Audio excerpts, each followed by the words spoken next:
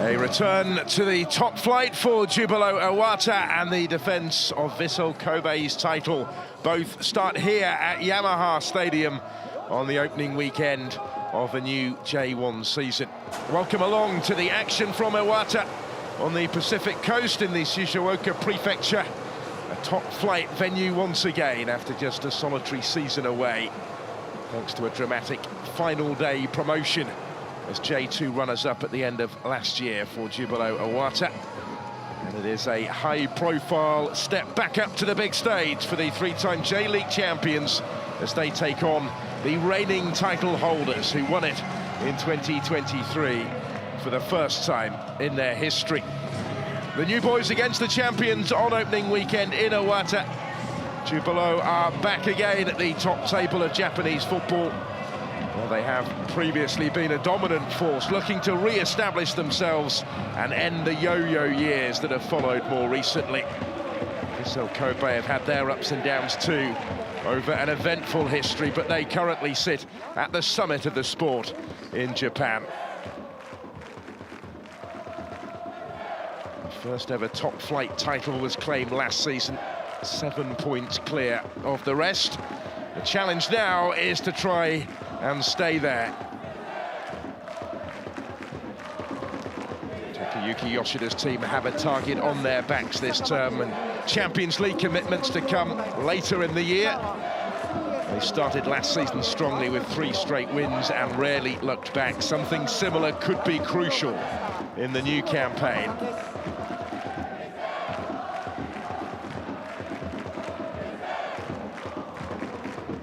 Missed out on silverware last weekend at the National Stadium in Tokyo, beaten in the Super Cup by Kawasaki Frontale. But the bigger picture really was about preparing for today and the challenges ahead that they will face as champions. So much expectation coming into the new season for Vissel Kobe. Jubilo Iwata determined to enjoy themselves back in the big time again as well. Their last stay at this level did last just a season. They've either been promoted or relegated in 5 of the last 6 years now. They are seeking some stability. Jubilo Iwata hand debuts to 3 of their new signings, as well as the first ever league appearance for former Waseda University graduate Hiroto Uemura at right back. In contrast, former Japanese international goalkeeper Eiji Kawashima returns to J-League for the first time in over 13 years. The 95 times capped 40-year-old assigned from French side Strasbourg. Wei Hirakawa and Brazilian Leo Gomez are the other new arrivals who start today, with another 3, Shinsuke Nishikubo, Shun Nakamura and Mateus Peixoto beginning from the bench. Shu Kawamata is this afternoon's referee. It's the start of just a 2nd season in J1 for the Ibaraki official, who took charge of 7 games at this level last year. Masuya Ueda is the VAR heading up the team in the booth. Vissel Kobe make just the 2 changes from last weekend's Super Cup defeat to Kawasaki Frontale. One of those is enforced after Haruya Ida went off injured early in that game. He's replaced today in midfield by new signing from Celtic, Yosuke Ideguchi, a League Cup winner last season on loan at Avispa Fukuoka. The other alteration is in attack, where Koya Yuruki is preferred to Jean-Patrick, who drops to the bench. But the champions have kept the core of the team who took the title. J1 joint top scorer and MVP Yuya Osaka has signed a new 3-year contract ahead of this season and again leads the line. But regular strike partner Yoshinori Muto is missing through injury. Kanobu Yakuchi took Jubilo Iwata to promotion in his first season in the job. Let's see what the second has in store. There is the title-winning coach, Takayuki Yoshida, in his 3rd spell with Vissel Kobe. Stepped in to keep them up in 2022 before hitting the heights last year and looking to build on that. It's the first trophy of his managerial career. It's such a significant one. The first top-flight title in Vissel Kobe's history.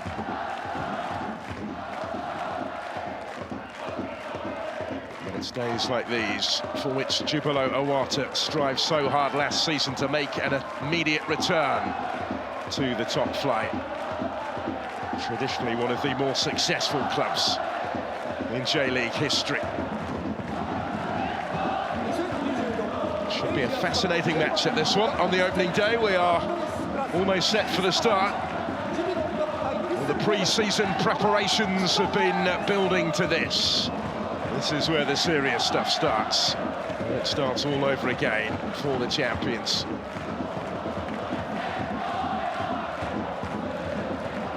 So Kobe in the change colours in the white. Familiar light blue of Jubilo Iwata back on the big stage.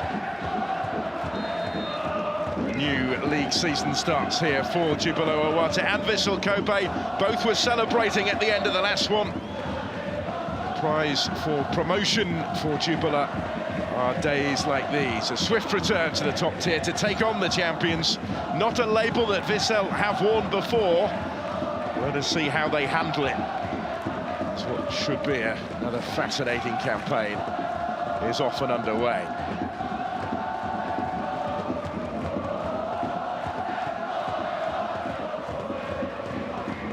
Ito will have a big part to play, you suspect, at centre-back. Experienced former Yokohama F. Marinos player. Defence coming under a little bit of early pressure inside the first minute here. Do like to keep the ball to Jubilo Iwata. Get players forward at every opportunity. Takayuki Yoshida is expecting the home side to try and do that today and pack the midfield. Tactical tussle in store. Vissel Kobe are unbeaten in the club's last 7 meetings in all competitions, the most recent of which came last season in the 3rd round of the Emperor's Cup. Vissel won it by 5-2. Jubilo's last victory in this fixture came here in August of 2017. It's their only win in 12 against today's opponents, dating back over a decade.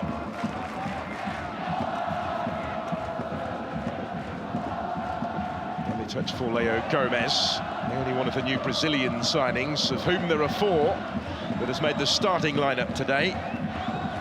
Arriving from Vitoria for this season, where he was in his 2nd spell. Slots straight into the heart of the midfield. Battle on for Matez Tula, who returned to the team last weekend at the National Stadium, having missed the high-profile final friendly that they played against the MLS side Inter Miami. Lionel Messi included. Tula and Yamakawa sat that one out, but were back at the heart of the defence for the Super Cup. That defence under a little bit of pressure here. Relieved by Osako.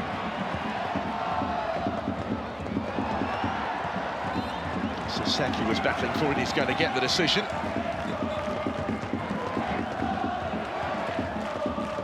Seven goals last season in taking the title for Deju Sasaki. A century of appearances in this division behind him now. Early corner forced by Kobe. Open start to the game in these first 3 minutes. First set-piece opportunity to follow here for the visitors. And the left-back Ryo Hatsushi will take it. He missed just the 1 game in the entirety of last season in J1. Hatsushi, key player for them.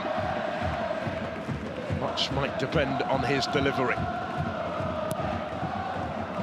Sent to a back penalty area. It was guided goalwards and not cleared convincingly at all, really. And a couple of goes at that. Deep delivery when it comes. A little too deep. Still the opportunity for Vissel Kobe here with Sasaki. He will settle for another go, another corner.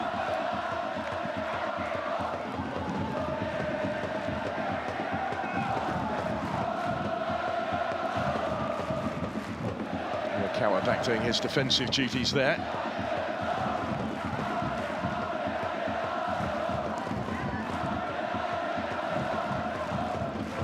They were so strong both in front of goal as the third top scorers in J1 last season, and with the second best defensive record as well. Asking the questions early here, Vissel Kobe. Mateus Tuller up from the back was the target, and then it's returned into the corner. Well, some strike and some start. Yuruki with the opening goal. And it's taken the champions less than 5 minutes of the new season to hit their stride and hit the target. Koya Yuruki caught that sweetly.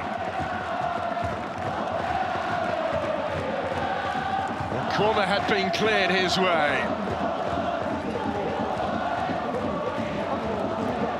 Goalkeeper left a little unsighted maybe as it came back through the posse of players in front of him in the penalty area. Just couldn't quite react in time. Kawashima didn't see it. And Yuruki, who scored 3 times for the team that took the title, has wasted little time in opening his account for the new campaign. Getting that title defence up and running.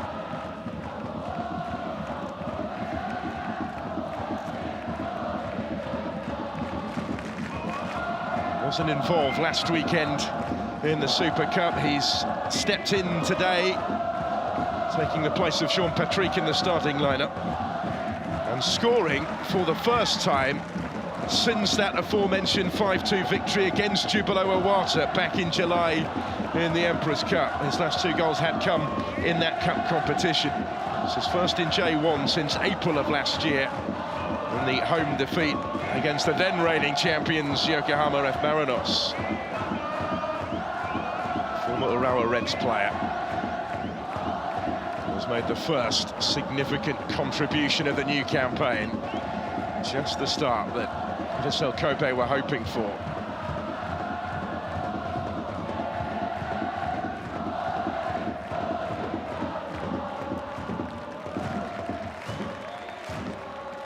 Tough task on opening day for Jubilo Iwata, just got that bit more difficult.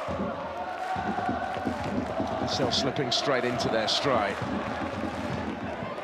Advancing again here, that's too close to Kawashima, for whom it's already been a difficult return to J1.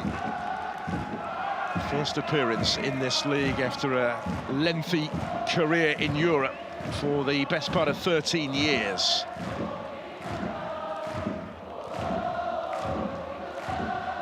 May of 2010, when he last played a J1 game for Kawasaki Frontale, in defeat actually at Jubilo Iwata here at this very stadium. 5 years he had with Strasbourg, but hasn't played a lot of football over the last 2 or 3 seasons.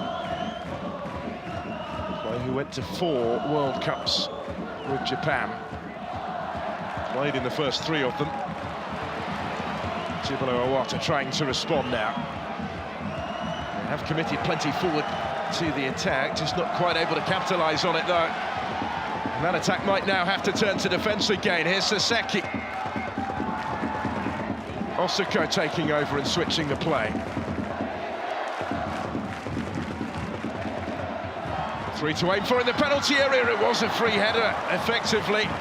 And Kawashima is able to get down to make the save this time, just trying to calm things down for Jubilo Iwata, because it's been a nervous start on their top flight return. Osako had made the run, quite possibly into an offside position. Header from Saseki, clutched by Kawashima. Has been at the centre of the story early on his return. One of the greats of the goalkeeping game in Japan, according to his opposite number, Daya Maekawa, who won his first cap for Japan late last year. Says he's always wanted to play against Kawashima. He's been looking forward to today.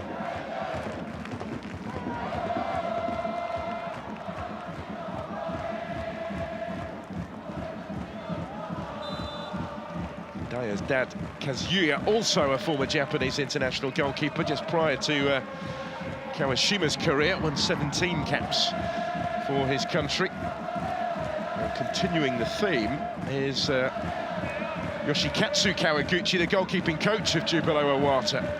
He won 116 caps for Japan. You might remember his time at Portsmouth in the English game. Second year as the goalkeeping coach here in Iwata. And he really is the one that succeeded Daya's dad, Kazuya, as first choice for the Japanese national team back in the 90s.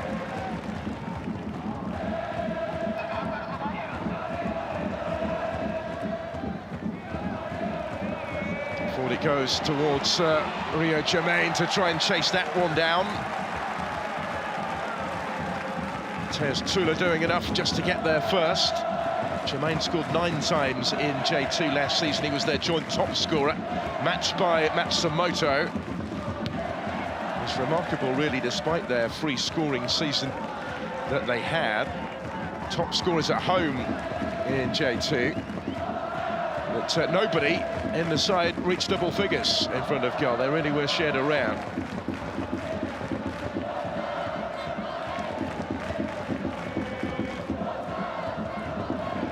They were the third top scorers in total in the second tier. Only Mashida Zelvia, the champions, and their local rival Shimazu Espulse scored more. They need to find a threat today. Having taken this big step up in level into the spotlight in J1. Confident start from Vissel Kobe.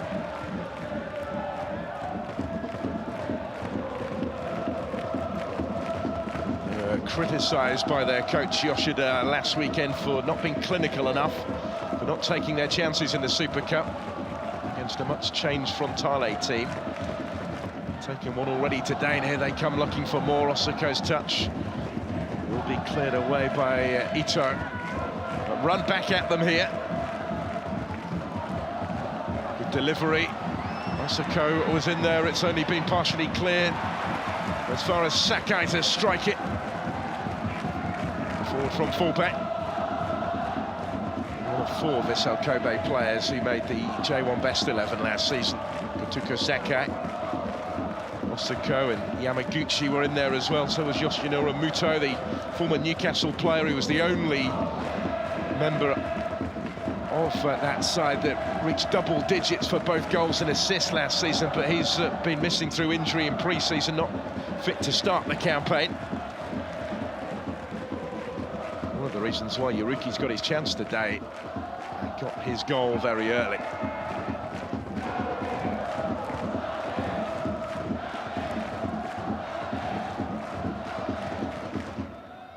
Sakai goes back to Maikawa in goal. Mateus Tula. Third season now for the former Flamengo player. Initially joined on loan in the summer of 2022. He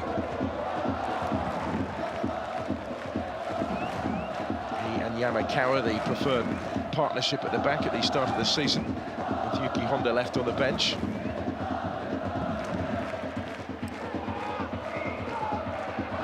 Well, that's given away rather carelessly. Osako had Sasaki making the run ahead of him, was trying to pick out that run.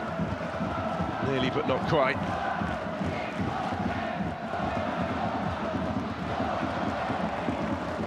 That was just asking a bit too much of Rai Hirakawa. One of the new signings, joined from Roasu Kumamoto. Was also playing in J2 with them last season. Former Japanese under-20 international. Went to the under-17 World Cup with his country in 2017 in India. He does have a little bit of J1 experience previously, but that amasses to just 6 matches at this level. His former club FC Tokyo, last of those at the end of 2020. Yuruki trying to force a way through again. Better support from Hatsushi. Some quality on those deliveries so far, causing a little bit of panic maybe at the back for Jubilo.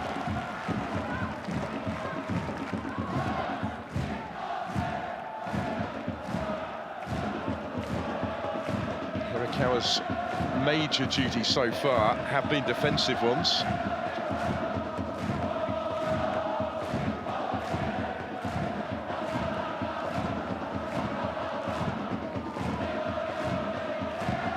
Retired from international football, Kawashima, at the end of the last World Cup.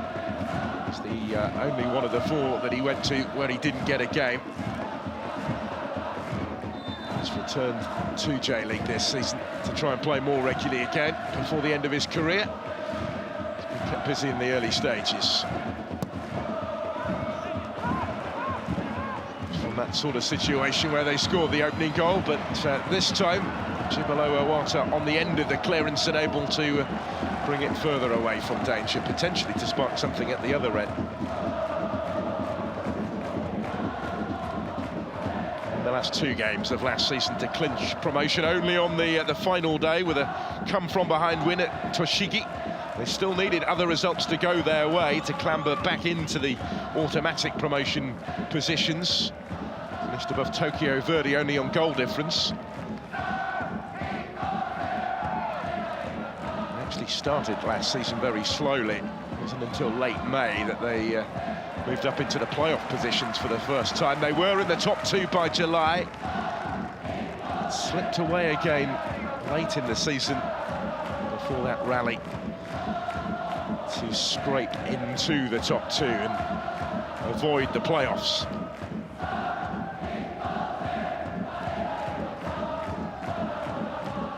Did have an impressive home record here at Yamaha Stadium last year. Only lost 3 times in the entirety of the season. Nobody lost fewer at home.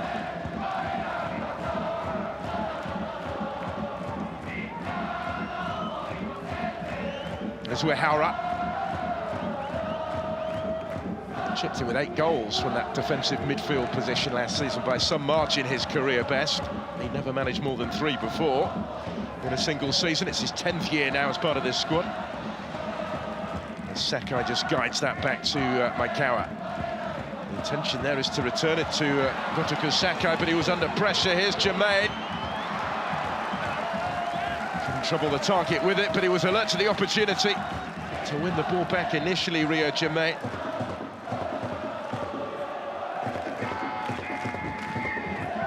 Goals in J2, as I mentioned, last season was the first season actually that he'd played outside of the top flight, formerly with Yokohama FC. Japanese born to an American dad.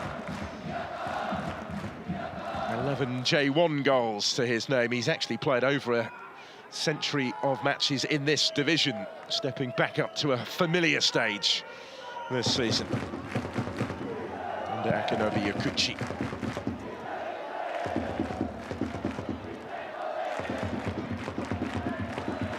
Got the job on Christmas Day at the end of 2022, ahead of last season, Yakuchi.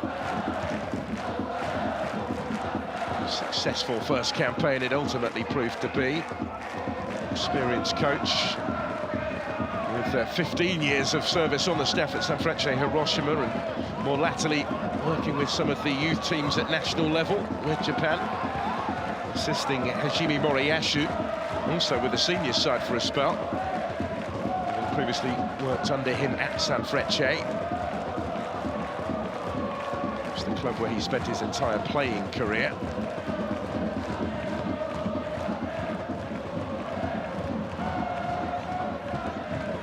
It was neatly done by Osako down the line towards Sasaki. He will try and keep the pressure on here. Unable to reap any reward on that occasion. They've been relatively comfortable, Kobe, since going in front, without yet creating too much in terms of extending their advantage.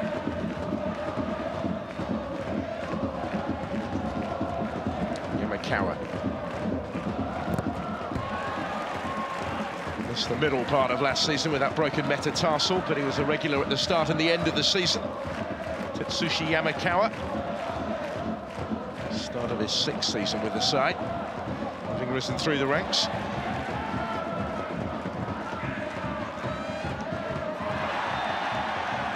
Sakai well advanced there, a little over-eager maybe. Home fans didn't like this.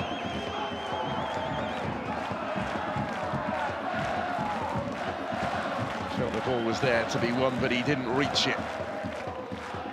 And up against Matsubara. Spent 5 years with the Jubilo's local rival, Shimizu S-Pulse. He was brought back to Japan from Belgium. He played for 18 months or so with St. Trident.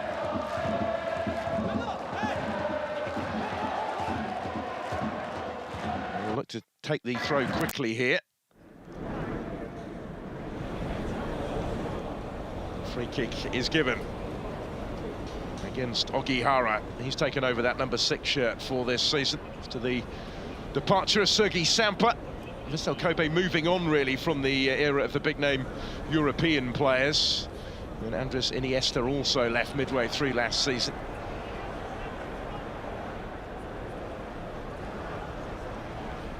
Previously been associated with the superstar signings.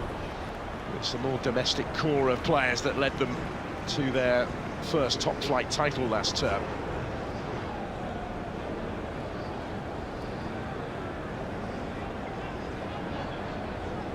The target.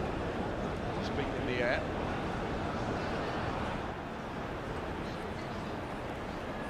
The free kick has been given here, despite the ongoing protestations.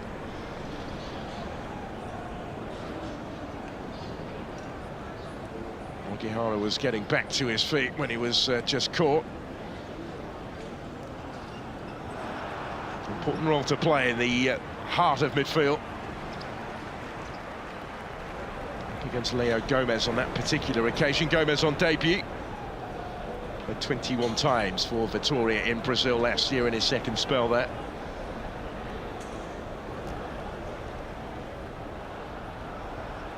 Free kick was a threatening one, and it hasn't yet been dealt with. Here's Sakai to try and return it. Good one as well, and it didn't miss by much. That was a big chance as we approach the midway point of the first half here.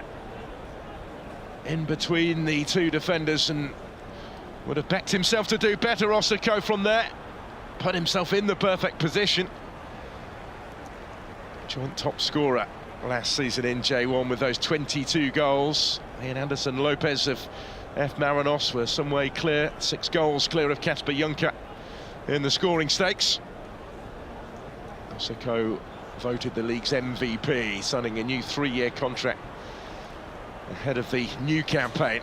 That was a very presentable opening to try and make it 2-0. Instead, Jubilo looking to level it.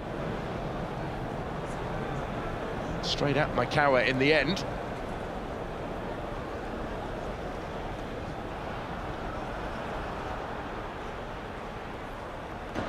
Wide open early on, isn't it? The opening quarter of the contest has been a compelling one.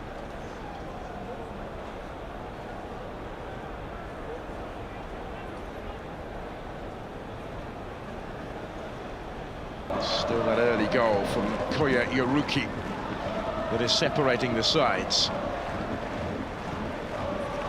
Sakai. Again, referee Kawamata steps in. Those are just starting to add up already.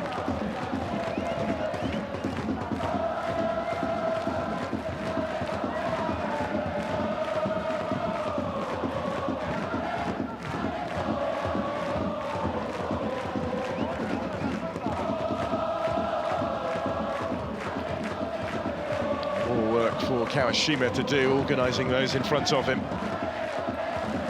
Set pieces have played a big part in the story so far.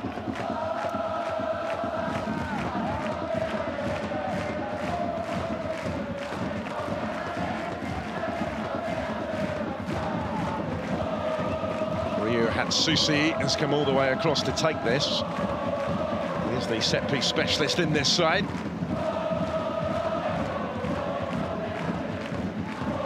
Plenty to try and aim at, all in a line really on the edge of the penalty area. Susi does float it in dangerously. Gucci was battling to try and get on the end of it and was maybe the closest to doing so. Still a little panicky, but Jubilo got it clear. really been able to settle straight back into their surroundings, given the way the game began. The pressure that they found themselves under right from the start. Statement of intent from the champion so far today. Sakai continuing to cause issues off the back of that wonderful season that he had. 42 times capped Japanese international. Skip at the side at the end of last season.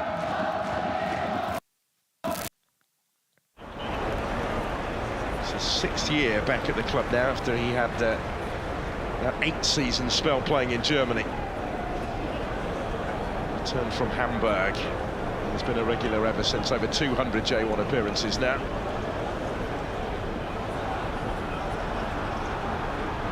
Twice as many shots from Vissel Kobe so far. 3 of the 4 on target. Not too much in it possession-wise in this opening quarter. Maintaining possession here, Sakai goes back to his goalkeeper.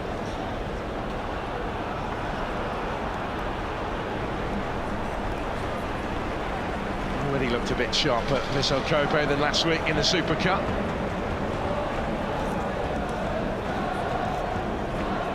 Defeat by a goal to nil against Kawasaki Frontale, who were halfway through their round of 16 tie in the Asian Champions League at the time, so they changed their entire starting 11. Went on, of course, to exit the competition despite a first leg victory, did Frontale on Tuesday. It was they celebrating silverware at the National Stadium in the Super Cup at Vissel Kobe's expense. Only the 2nd time that they contested that showpiece. They had won it previously back in 2020.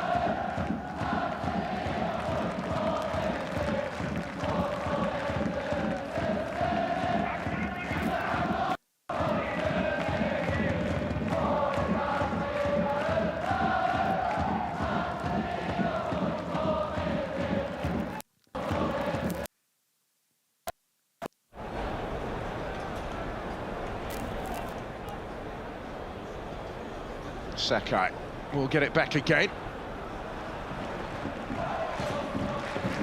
Seeing plenty of it just at the moment.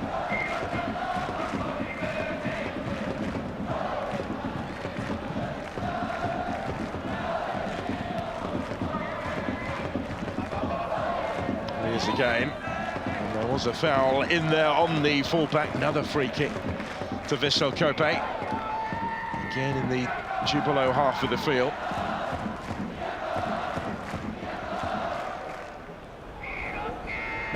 So important for Kobe to get that early goal, having failed to score in the Super Cup last week. And indeed in that final friendly against Inter Miami. Now they go in search of a 2nd goal here. Yamaguchi bringing it down.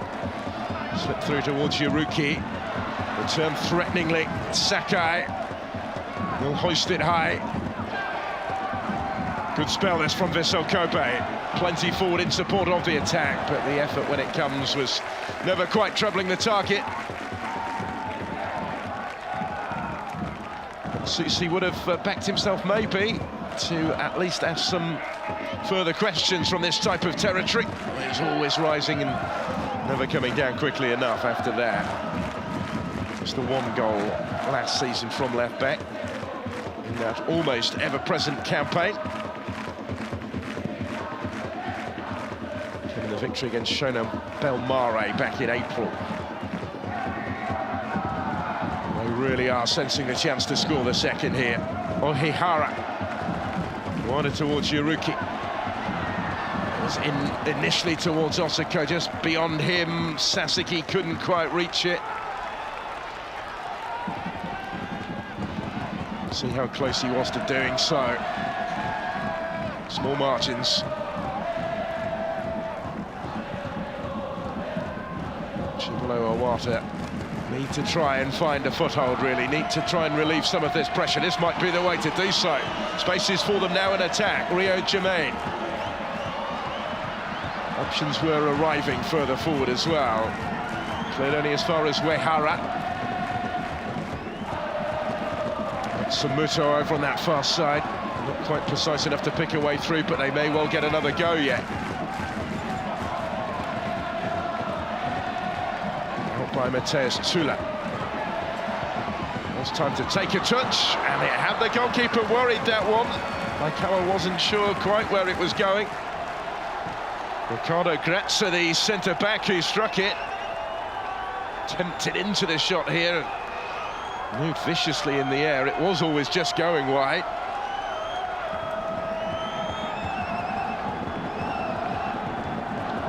A couple of goals in J2 last season from centre-back for the former Vasco da Gama player.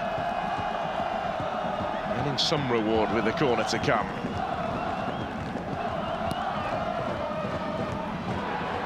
Aimed in towards Ricardo Grazza.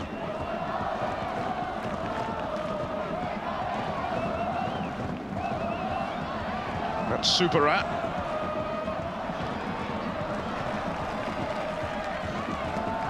Bit better this though from the home side, just what they needed really at the stage of the game where they were suffering somewhat, coming under pressure, in danger of conceding the second.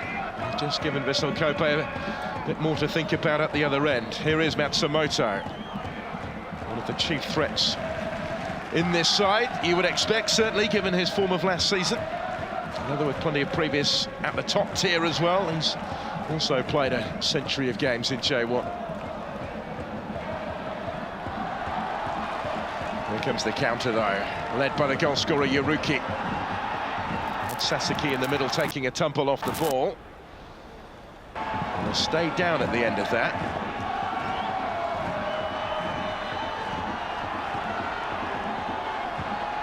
Now got a couple on the floor. Sasaki clutching that right ankle will be a cause for concern. Sakai is the other player who later went down as well. He is the first back to his feet, the full-back.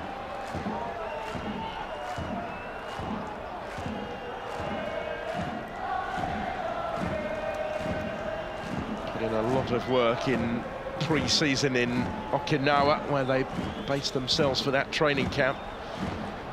Fitness levels last season was so impressive. Under Takayuki Yoshida, a lot of late goals for Vissel Kobe. That was no coincidence. You have to be able to run, to play under Yoshida and keep running, really.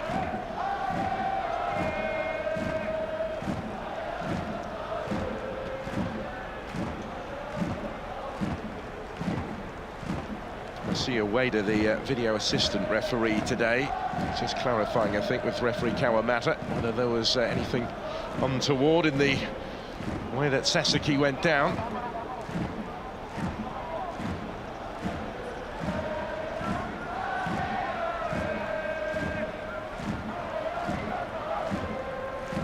Coach seeking clarification himself as well, I think.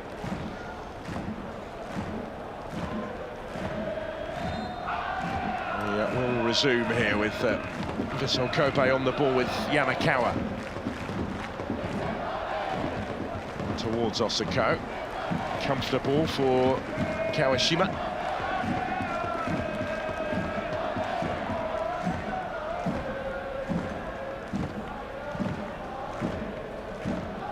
Yoshida felt his team did take a lot from that friendly with Inter Miami. But they defended well, saw different sides of their game in the 0-0 draw, which they eventually won on a penalty shootout. Messi played about half an hour for Miami. Osaka missed a big chance, actually, to win it for Kobe late on when he hit both posts.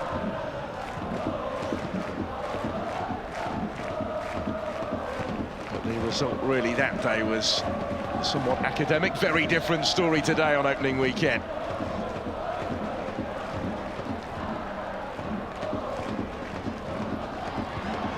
Forward, too far forward for Rio Germain. They've not quite been able to get him into the game yet. The positions he's taking up suggests if they can sort out that service, then he may have a big part to play.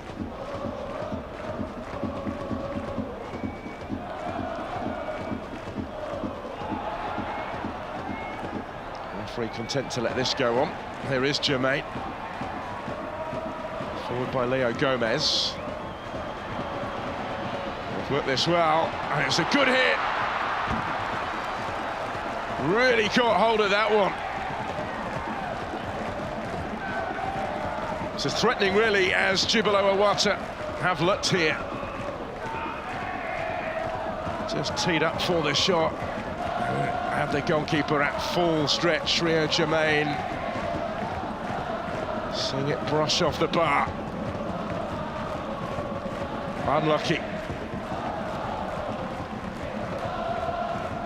And the champions rocked back by that. The fragility of their lead, for all the composure that they've shown since scoring early, brought into sharp focus all of a sudden.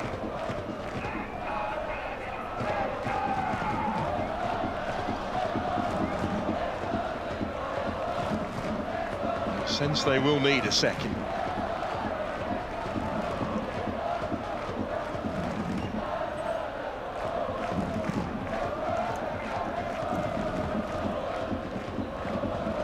A little bit of space here. Ogihara. Touched wider for Yaruki.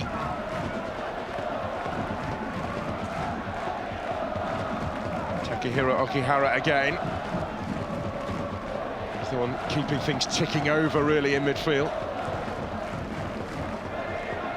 Gucci and Yamaguchi just ahead of him. Yaruki. Valiant attempt from him to force his way through. Jermaine then dropping deeper to try and cut that one out. Was let down a little by his touch.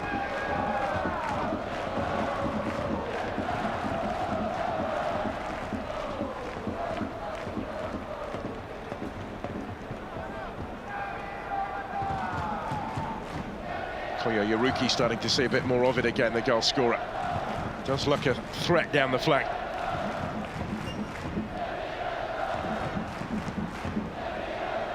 Yamakawa.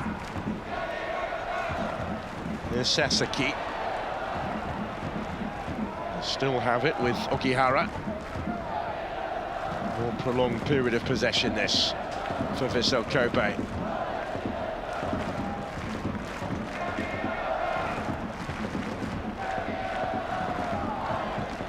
Look for Sakai. Quickly closed down by Hirakawa. He's almost doubling up at times as an extra left back. He's done that job with diligence thus far. At the expense here of another corner, though.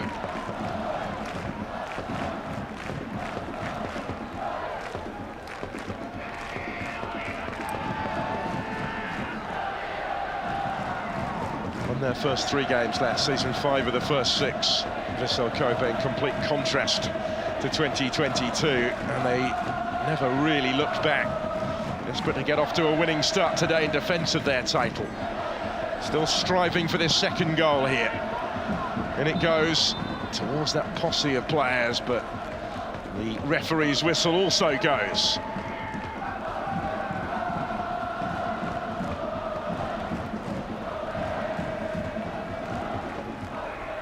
Remains delicately balanced. That effort from Jermaine at the other end just a few moments ago, highlighting that, really. Did wonder at the time whether Maikawa had got a touch to it or not, but I think the goalkeeper was beaten. Relieved that his team's lead remains intact.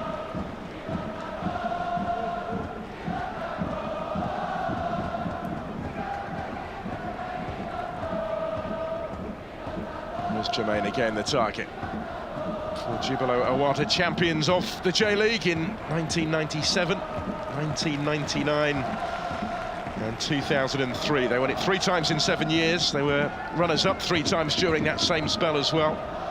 Crowned champions of Asia in 1999. A couple of Emperor's Cups that they've won as well. Their last silverware was the League Cup back in 2010.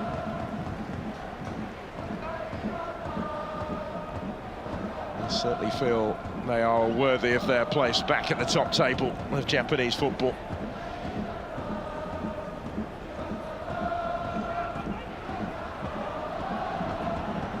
Sasaki got his head to it first. Now Sakai, back for Sasaki. Block was by Ricardo Grazza. Key figure in winning promotion. He made the J2 best 11 last year. The Brazilian at the back. That was an important intervention.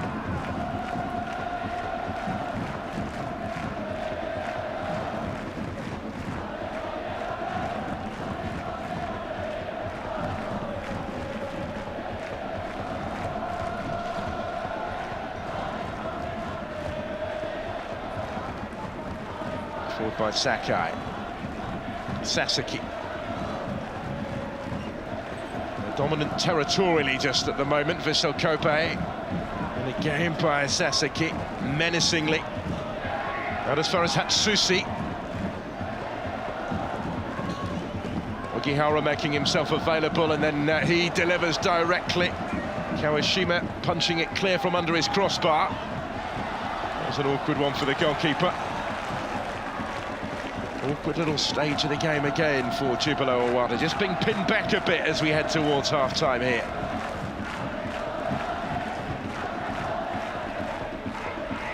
Had to deal with it, didn't he, Kawashima?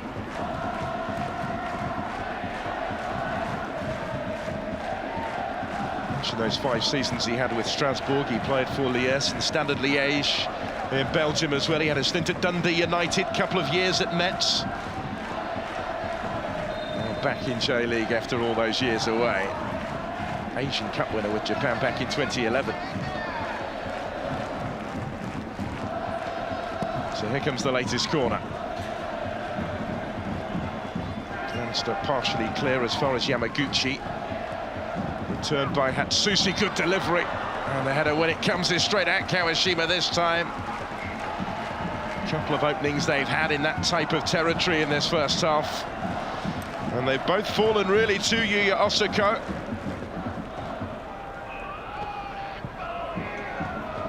This was a slightly more difficult one, maybe, than the first earlier in the half. The outcome was effectively similar. Osako again leaves it. This the chance for 2. Brilliant block. Still the danger. Well, Yuruki must have thought he doubled his and his team's tally. Sakai improvises to return it. And they're still reflecting on the one that got away. The presence, though, of Uemura, so important in preventing the deficit from being doubled. Yuruki must have thought he'd scored when he struck it. But Hirota Uemura, on debut in league football, was perfectly positioned just to clear that one away. He'd never made the matchday squad for a league fixture before his start today, despite this being his 3rd season since joining from Waseda University. Just one substitute appearance in the League Cup competition last season. His only senior experience until today. He's just been involved in a major moment.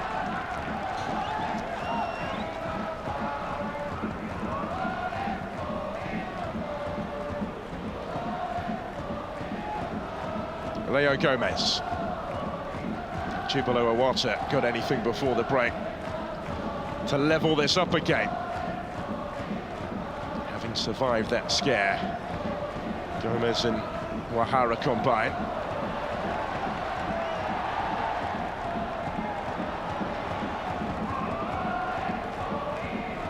Plenty back for Vissel Kobe here, and just showed a bit too much of it to Sakai at the home side. His interpretation of events pretty clear. Up against Yamada. And he did have hold of the shirt once the ball had gone.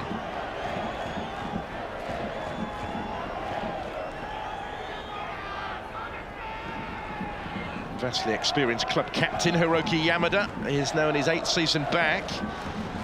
The club where it all began for him. 3 years away at Karlsruhe in Germany in between. He's 35 now as the skipper.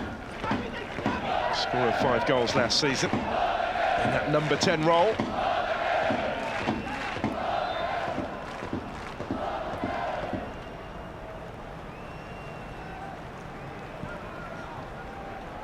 Maikawa who clears it away.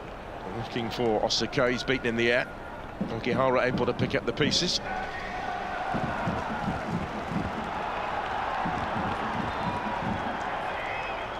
Yamada in the thick of things again.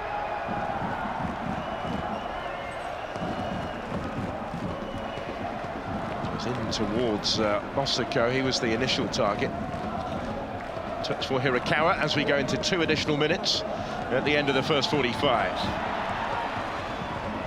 Well won back here, and it might open up as a result for Jubilo. Hirakawa.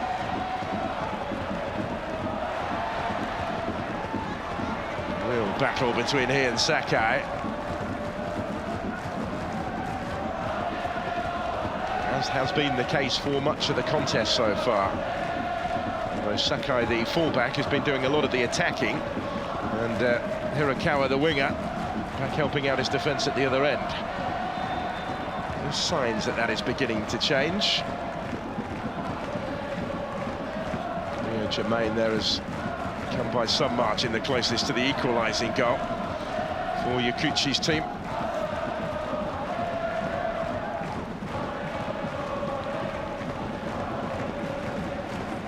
Finished bottom of the lot in the last season in J1. It was their 50th season in 2022. They ended at 3 points adrift of Shimizu S-Pulse. They were 6 short of safety. They have returned at the first time of asking. And they remain right in the game here. Might have feared that wouldn't necessarily be the case when they conceded so early inside the first 5 minutes. Certainly not been straightforward for them since, but no further damage done, and they have had moments of their own as well.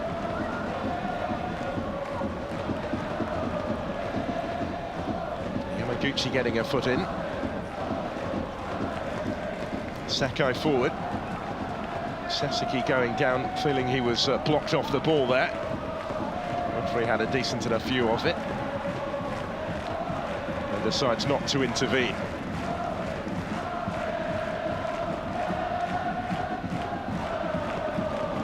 It was a very difficult start for Kawashima in goal in the first few minutes on his much anticipated return to J-League, but no further concession. It does appear now, yeah, that remains the case to half-time.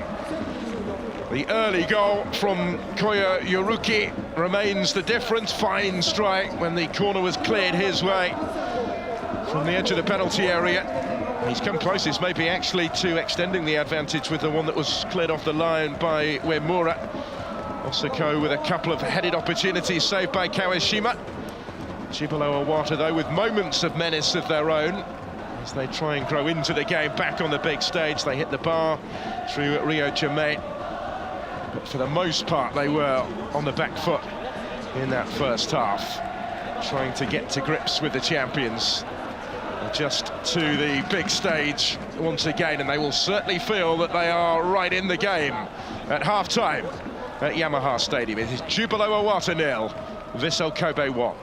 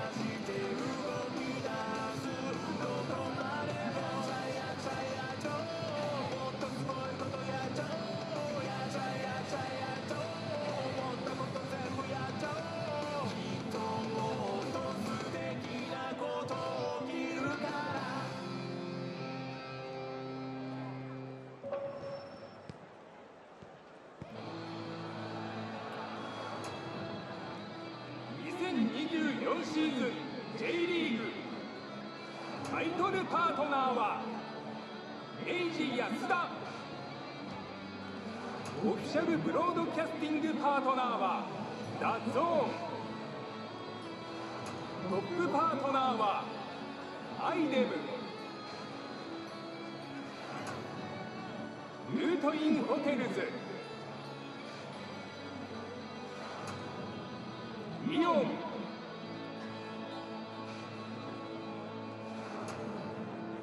ドコモ、コナミデジタルエンターテインメント、いちご、オフィシャルエクイプメントパートナーはアディダスジャパン、モルテン。スポーツ振興パートナーはスポーツくじ。オフィシャルチケッティングパートナーはピア。オフィシャル EC プラットフォームパートナーは楽天グループ。オフィシャルテクノロジーパートナーは NTT グループ。以上の各社が今年の明治安田 J リーグを熱くサポートいたします。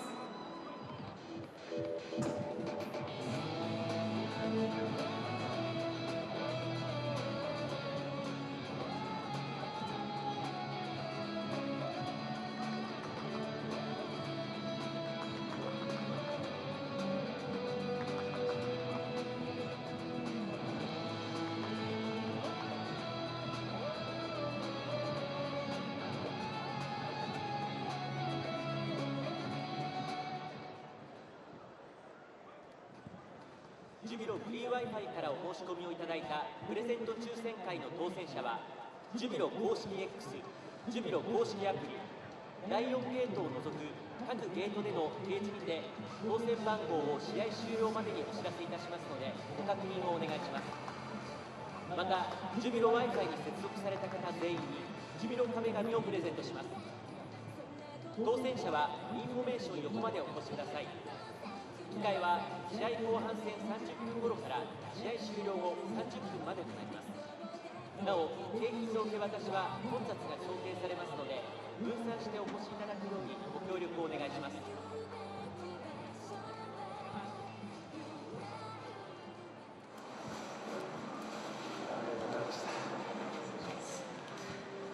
与えたものですごく甘やかしていただいたなっていう感覚でしかないです。自分が何かを求めていくという誰かに求められたことを達成したいっていうそういうタイプなので一番見せたかったですね。ああ確かにそうか、この選手じゃないとそれは寂しいですね。ちょっとね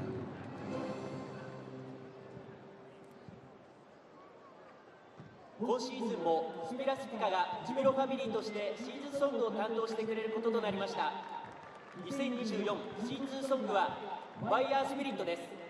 熱い歌声で一緒に盛り上がりましょう。スピラスピカミキハさん、よろしくお願いします。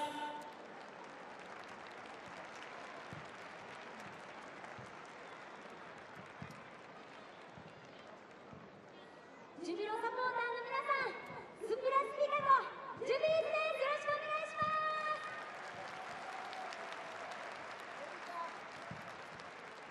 そしてヴィッセルサポーターの皆さん、ヤマハスタジアムへようこそ。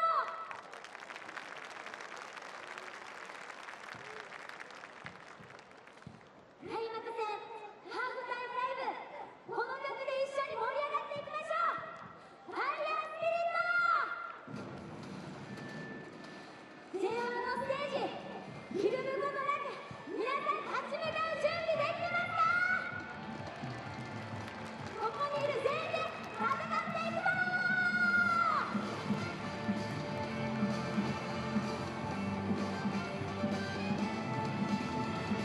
どうせ無理だね、そんな言葉はもう聞き飽きた。No thank you, no thank you、 どうせやらいそう笑われるほどの熱情で焼き消してやればいい。見るべき場所が今いる場所が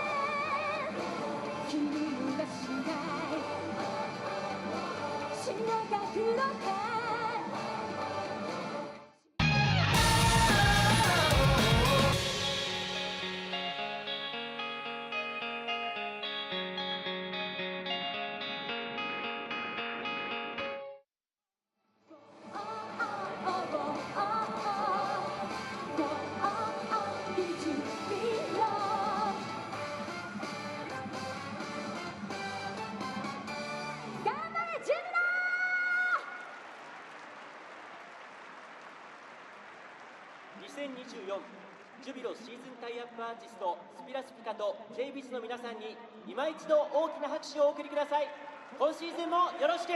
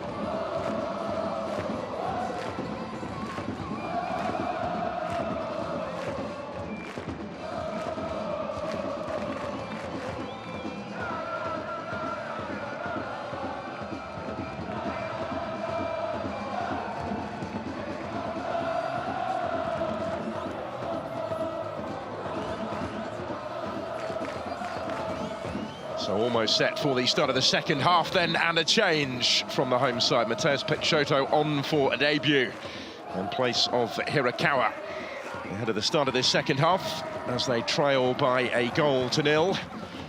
Another of the Brazilians brought in ahead of the new season, signed from the Ukrainian club Metalist Kharkiv, although he has been on loan back in Brazil more latterly.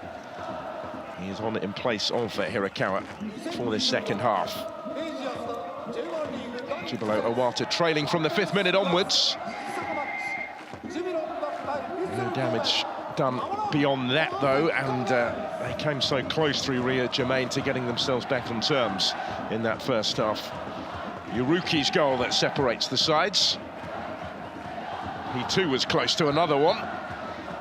Vissel Kobe did miss chances to extend their advantage, which means it remains beautifully balanced at the break as we get set then for the second half. It is Jubilo Iwata that get the action back underway again. Their traditional colours in the light blue. Looking for a route back into the game. Interesting change at the interval from Akinobu Yakuchi with the introduction of Peixoto. Looking for a bit more in attack, maybe, than we've seen so far.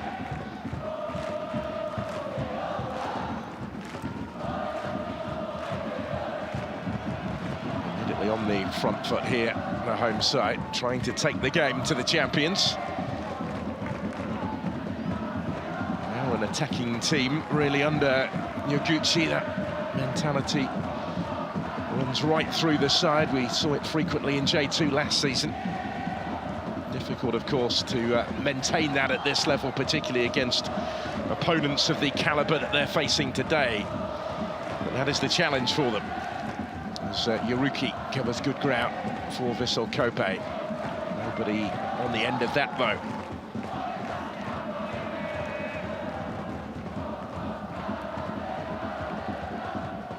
Mateus Tula will return it to Maikawa.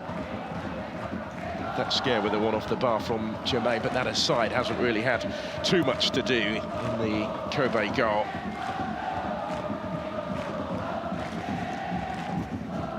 Reminder of the lineups going across the bottom of your screen. Introduction of Mateus Peixoto, the only change at half-time.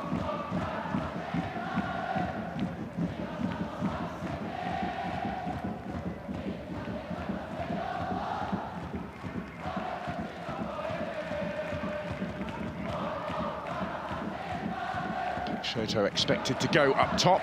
It's a slightly wider role for Jermaine. Maikawa, who we were just mentioning, making appearance number 99 today of his J1 career.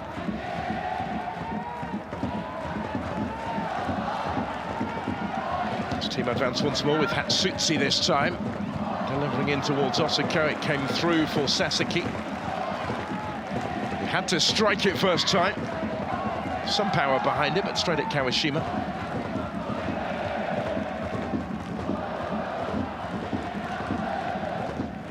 Jermaine has come across, hasn't he, to this right-hand side, the role that Hirakawa was occupying previously.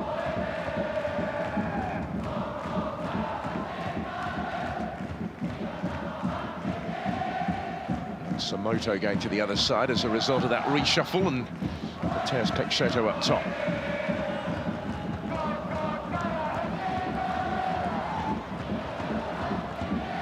Gomez trying to thread the pass through, wasn't quite the space for that. Now maybe the counter-attack, bearing down on goal with Sasaki to make it 2-0.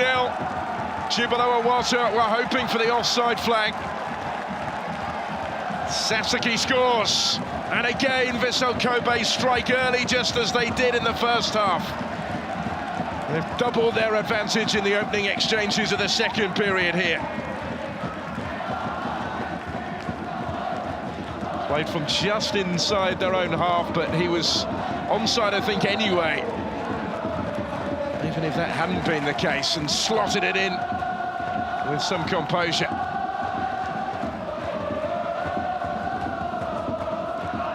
Sabara was too busy appealing for offside and wasn't able to get back.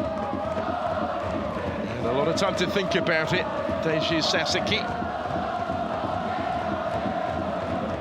It's a cool finish, really. Kawashima had little option but to try and come out and make himself big. The second goal that they've been striving for. 7 he scored last season. Deji Sasaki off the mark for the new campaign. They are just still checking it. Reminder that Masuya Ueda is the video assistant referees. Not yet given this the all clear.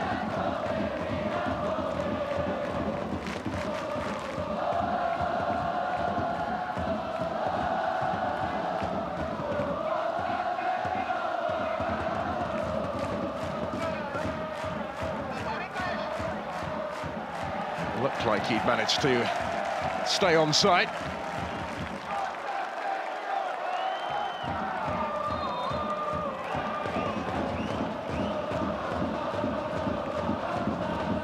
Was a really smart finish that followed, and the goal is good after the check. Took a little longer than initially suspected it might.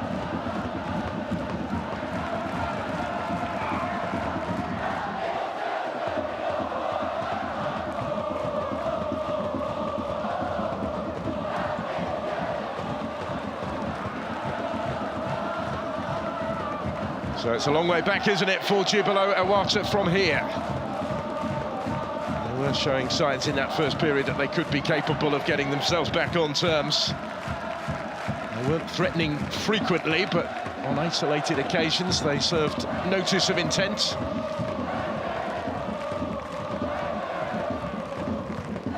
Big blow now that they have to try and put behind them. Response needs to be relatively swift if they're to have genuine hope of edging away back into the game again from here.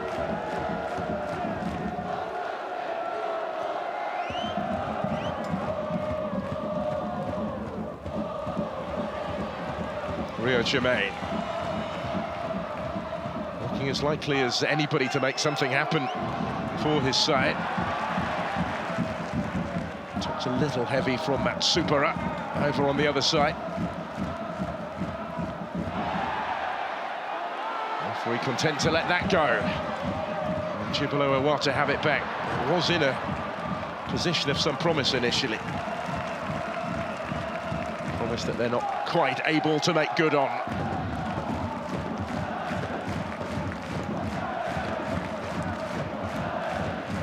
There was the scorer Sasaki. There was confirmation that he had clearly stayed onside.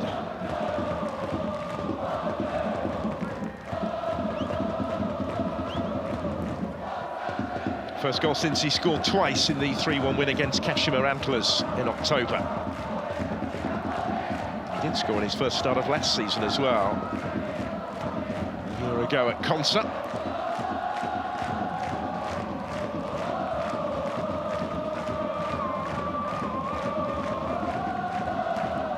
Uehara coming under a little bit of pressure. Does make himself available for the ball though in that part of the pitch. Mora. Ito goes back to his goalkeeper. Here is Uehara. Often the one picking up possession just in front of the back four.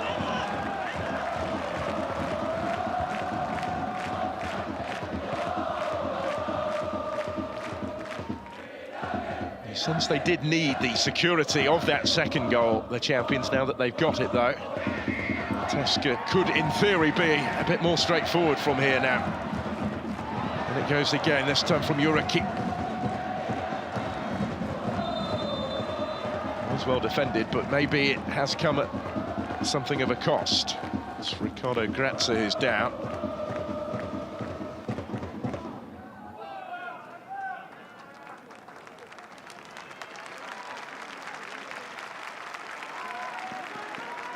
Goalkeeper couldn't take the chance, had to come and try and deal with it, and he took out Ricardo Grazza in the process there, but he's pretty swiftly back on his feet again.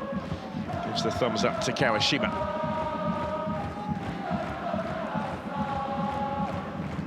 Well, who's likely to be a big player for them if they are to establish themselves again in the top tier this season. Relegated in his first year at the club, Ricardo Grazza, promoted in his second. Who knows what the third will have in store. Came through the ranks at Vasco da Gama. Played nearly 100 games for them. Former under-23 international with Brazil. He was part of their squad actually as they won gold at the Olympics in Tokyo without getting off the bench in that competition.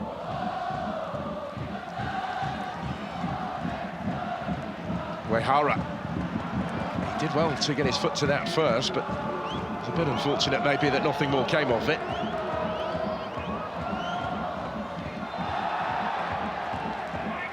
It will be a free kick. Referee's pulled it back for the earlier one, I think.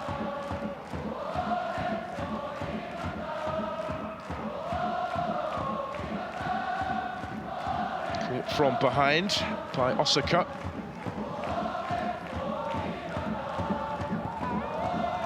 Mora forward.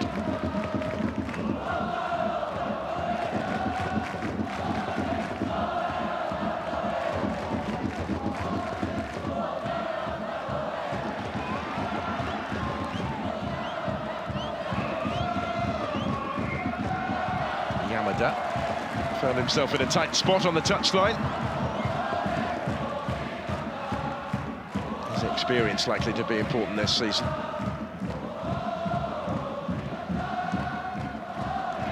It's 11 years since he won a couple of caps for Japan, Hiroki Yamada.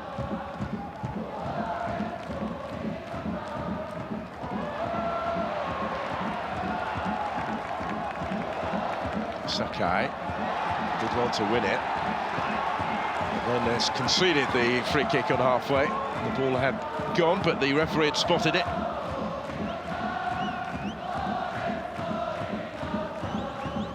Uemura.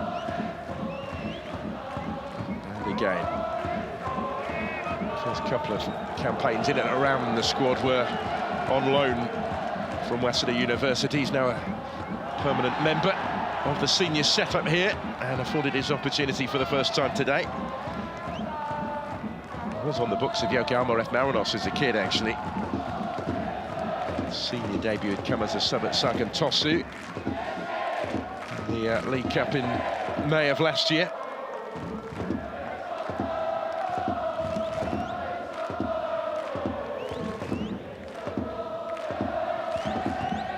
Elements of control now for Vissel Kobe, isn't there, after that second goal? Given that one away a little too easily, maybe. Here's Yamada. Jermaine had made the run he was calling for it. It's wider instead for Uemura. Deflection on the cross. Yamada helps it on. That was awkward for Maikawa.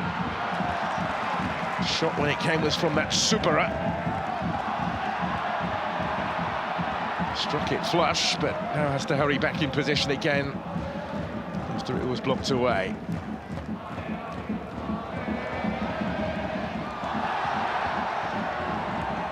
Fairly frantic fare just at the moment.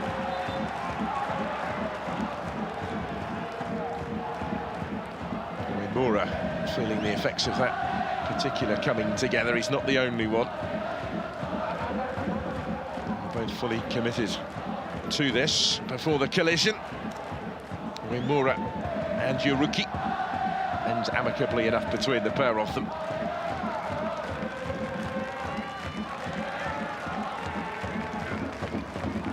Considerable impact there, wasn't there, in the collision?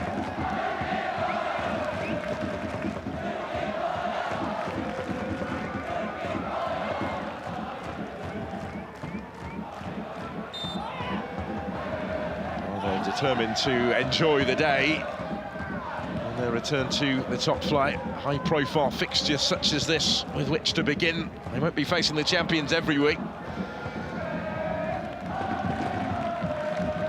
They will be frustrated by the scoreline in the context of this contest. In contrast, Vissel Kobe will probably argue this is the least that they have merited.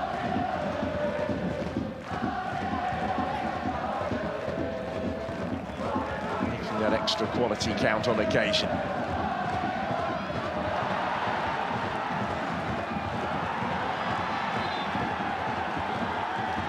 hand of apology offered immediately by Ricardo Grazza with Yamaguchi down, but not for too long.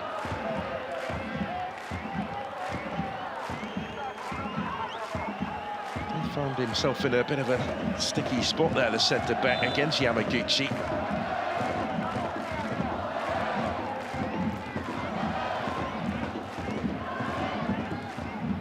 By Yuruki once more. It's a good ball. It's in towards Osako. Sasaki still trying to make something of it. Sakai will return it into the middle. And wide it goes from Okihara. Taking a touch on the way behind.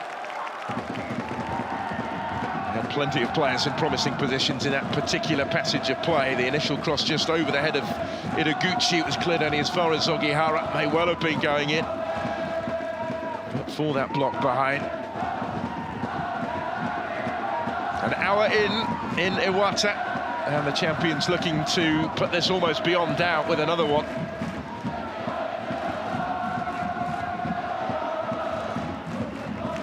Susi to take the corner kick. With the in-swinging delivery this time. It was initially cleared as far as Yamaguchi.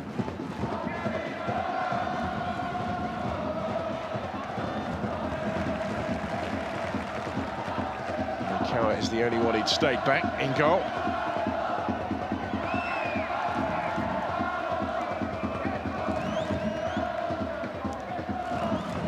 Kept 14 clean sheets in J1 last season en route to the title. Vissel Kobe. Split evenly home and away. Solid foundation that they're attempting to further build on here. Yuruki's effort.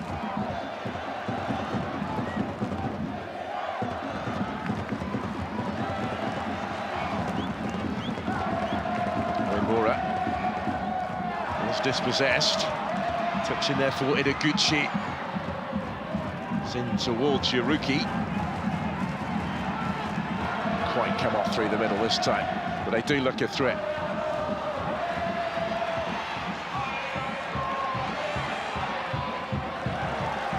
Jermaine battling for that with Mateus Tula, who's just drawn across to the touchline to try and deal with the danger, and now we're going to see changes. Made that one alteration at half-time, another couple here. Shun Nakamura's going to come on for a debut, and Shota Kaneko introduced as well. Leo Gomez and Hiroki Yamada, the skipper, making way. That double change. Kaneko was a regular last season, formerly of their rival Shimazu S-Pulse. He spent 8 years.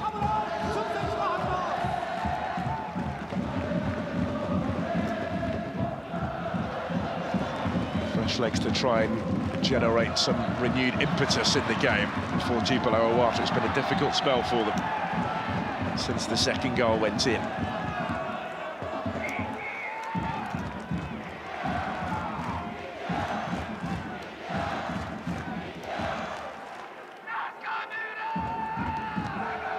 A new signing for another as well, with Nakamura coming on for Gomez.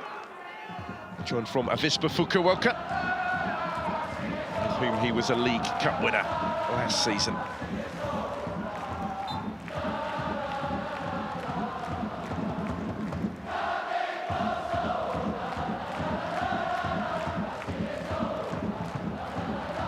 Came off the bench in that final against Urawa Reds in November as they won the first major trophy in their history. Making the move to Iwata for this season. They will hope for more regular starts. 9 of them for Avispa last year. Well, the stats so far suggest Kobe are valued for their lead, which they try and extend here with Yuruki.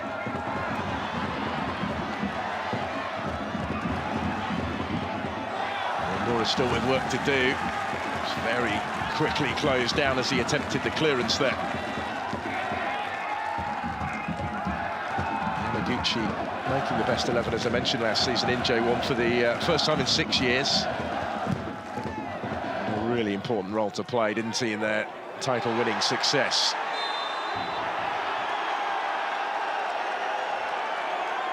Mateus Peixoto, who is down. Not really been able to get him into the game yet since he came on at half-time. Involved in a tussle here with Hatsutsi, whose arm did just come across and catch him. A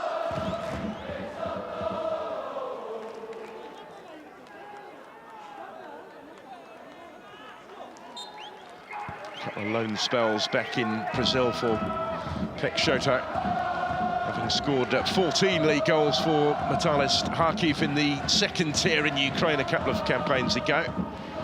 First move there from Bahia back in 2021. It's the only time he's played outside of Brazil until now.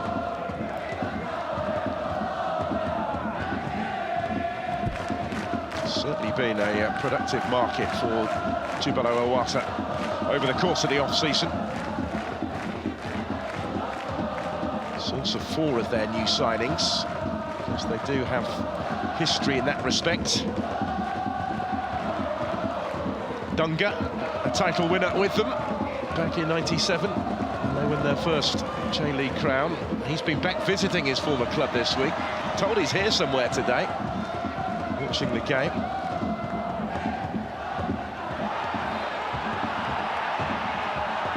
Just beginning to get a little more frustrated now. That was a case in point, with Yuruki down. Free kick given.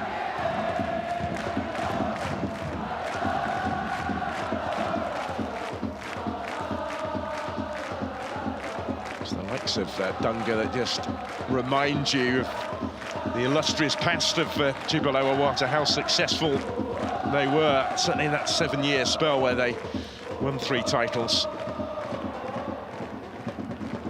Both of these clubs have had stages in their history where they've attracted these superstar signings.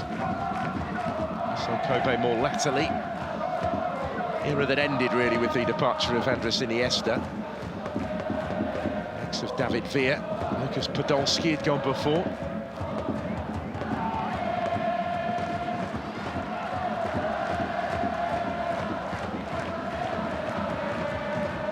Susi. Wasn't a bad ball, nobody really attacking it though.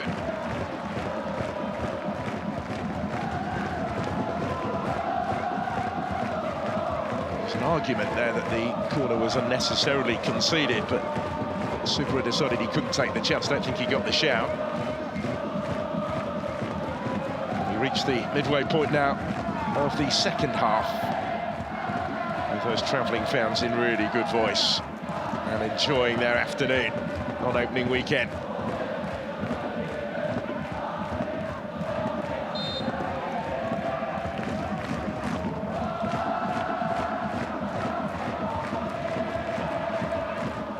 Ended last season unbeaten in 7, winning 6 of those matches, looking to pick up where they left off, looking for the 3rd goal that really would settle this one, surely. Yuruki, he started the scoring early. He's continued his run here.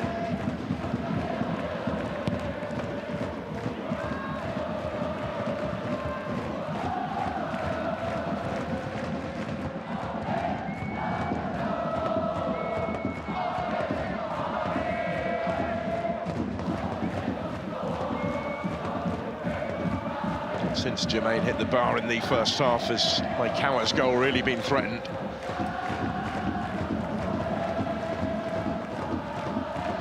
He was ever present last season.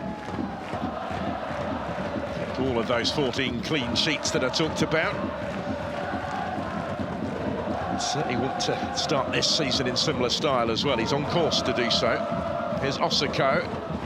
Had his chances in the first half. He's been a little more on the periphery since then, but has found Hatsusi. Fast feet from the fullback. Just denied the space to put it back from the byline. Had done really well to get that far. He's been knocking on the door of the senior Japanese national squad. He has been called up previously without winning the first cap, the former under-23 international. Such an important member of this side, though. We're going to see Jean Patrick introduced here, the Brazilian off the bench. He was the most used substitute for them last season when he came on 22 times. Only started 5 games in J1 last year. He did start the Super Cup last weekend. I think Yuruki, who opened the scoring, is making way here for Vissel Kobe's first change of the game.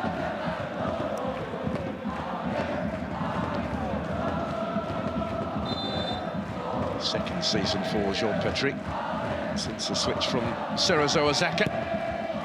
Here comes the corner. Again, it was into the right sort of area, wasn't it? Might get another go here. And Susi to deliver again. Not quite as threatening this time.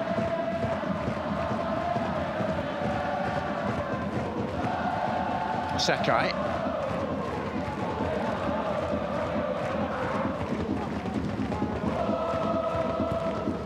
Susi. Sasaki.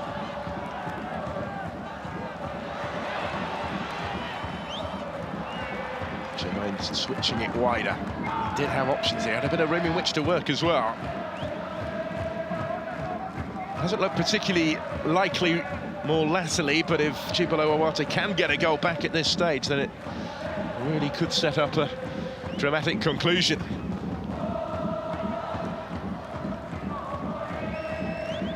Rehara.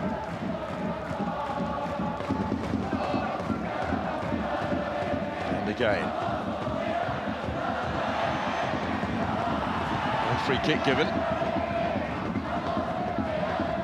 Osako. Fell favourably for Rio Jermaine on that occasion. He's continued his run. done now by Matsubara. It's a bit better from Jubilo Iwata in the last couple of minutes. Starting to suggest that they're not a spent force yet today. It's beginning to look that way.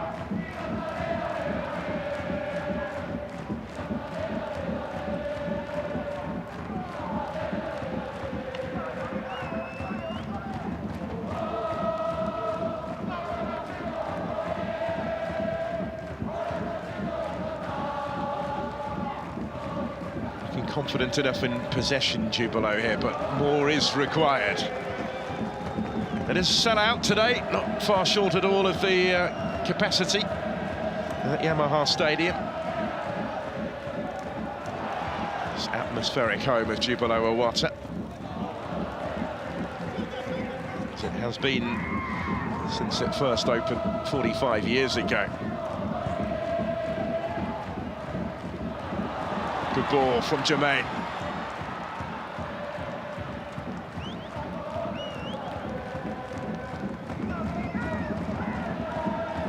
Uemura playing that inverted fullback role, stepping into midfield where he didn't play a lot of his football at university. Certainly adept at joining in that more central position. Peixoto the target here, good take by Maikawa. Came and claimed it. Both have stayed on the floor after the collision though. Was good goalkeeping, but it's come at something of a cost maybe. Made it his.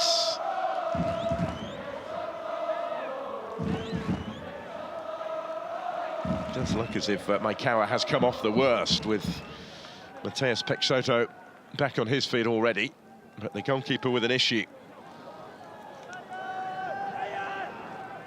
A new signing on the bench, Paul Obina-Obi, who joined from Yokohama F. Marinos in the off-season. He was on the fringes of their first team last year. He begun last season actually in the F. Marinos goal when they were the defending champions. But wasn't able to sustain a starting spot. Made the move to Kobe. This is another opportunity to look at the second goal Vissel Kobe scored early in the second half, which has doubled their lead and ensured they are in a much more comfortable situation right now. There's Sasaki who got it.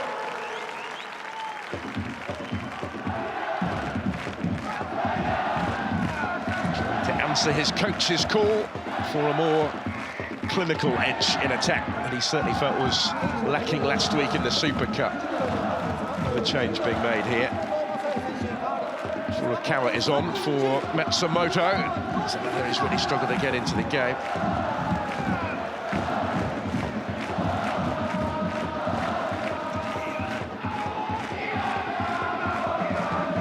Furukawa was a regular off the bench last season. He came on 23 times in J2. It was just his second year out of high school last year. He'd previously been in the youth ranks at Kyoto Sanga.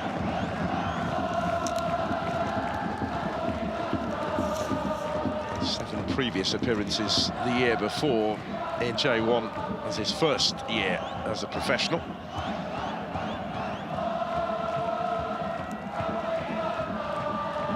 About a quarter of an hour or so to try and make a difference today. They're just starting to run out of time.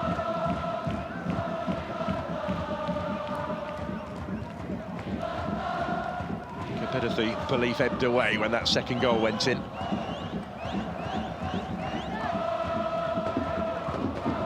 Jean-Patrick.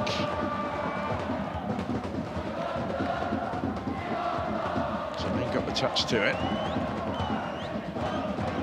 Ideguchi.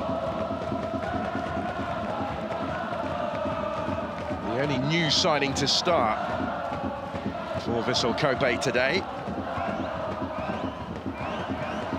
He's never really able to force his way in at Celtic. He spent last season on loan at Avispa Fukuoka.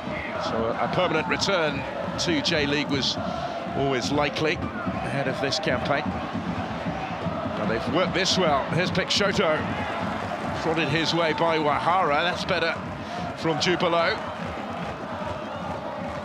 A bit more menace in attack. Still no end product though. May well have just been offside actually, looking at that.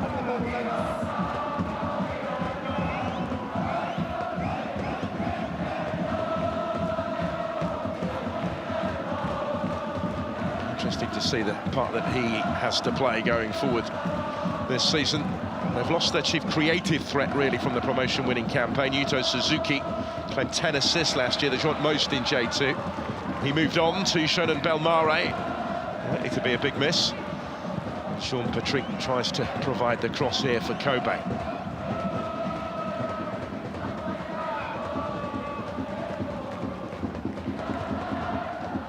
Awkward one for Sakai. Had to watch it carefully. Matsubara picking up the pieces.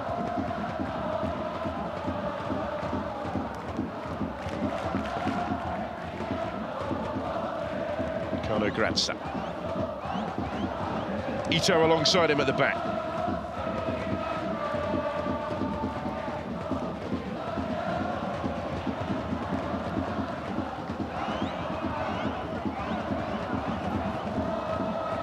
Osako. They have missed Muto, I think, in pre-season and again today. Anybody would really, given the campaign that he had last term. Double figures for goals and assists. Ogihara. Hatsusi.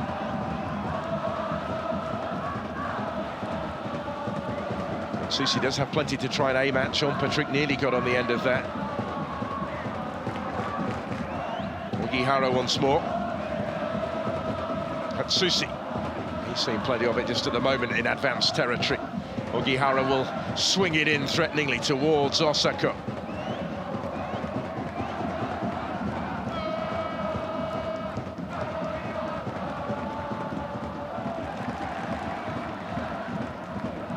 Vissel Kobe stepping up their pursuit of the third goal, of delivering what would be a decisive blow at this stage. It is already looking a relatively comfortable one. And they will get the decision here as well. Edoguchi was battling for that. Will afford them the chance to make another change. Igihara is the player that will come off. And the new signing, Rikuto Hiroshi, who joined in January from Kashima Antlers, will come on.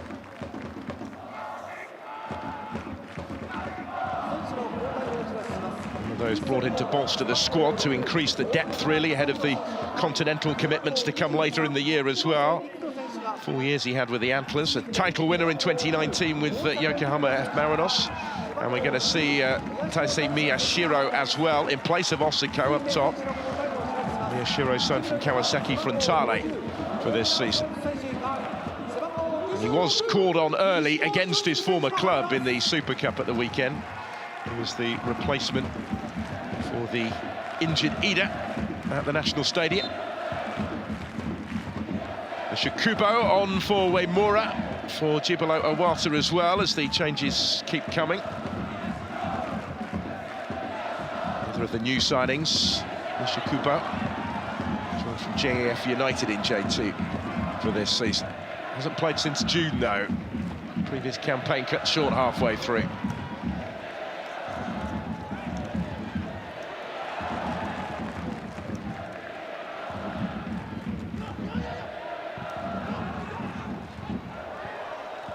Touch for Peixoto. Uehara.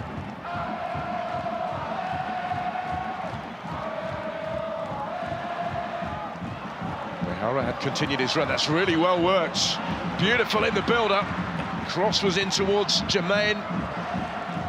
Shot from distance almost fell favourably for Mateus Peixoto.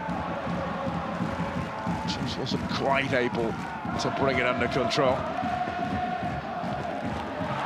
Still displaying a confidence in attack, a depthness in possession, certainly. As Furukawa, substitutes just beginning to have a bit of an impact already. They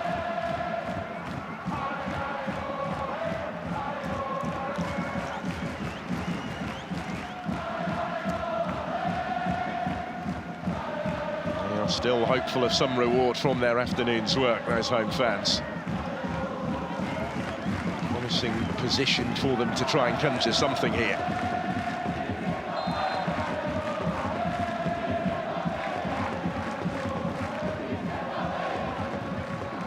Too close to the goalkeeper though. Comfortably gathered up by Maikawa in the end.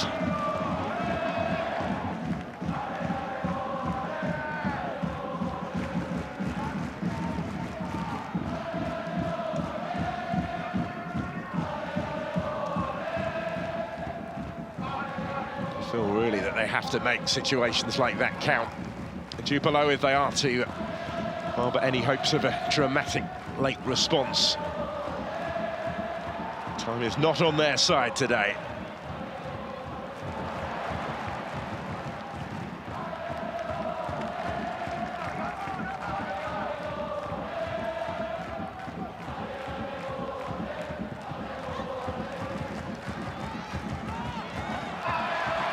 Where is this going to fall? Favourably for Nishikubo. Again, Maikawa not extended by what followed, though. His work has been relatively routine thus far in goal. Kobe-born Taya Maikawa. One club man, he's in his 8th season with the senior setup now. Very much established as the first-choice goalkeeper.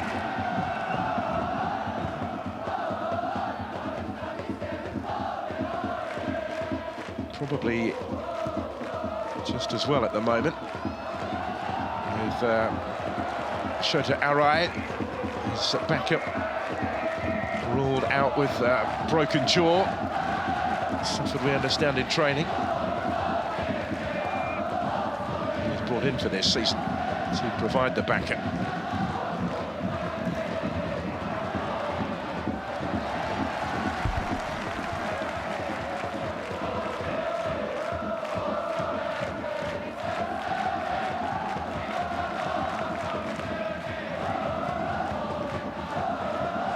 Closing in now, aren't they, on an opening weekend win.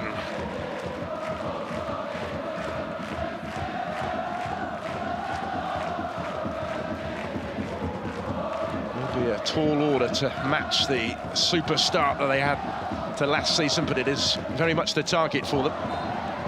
Made that more difficult by the fact that they do have a target on their backs these days as the reigning champions.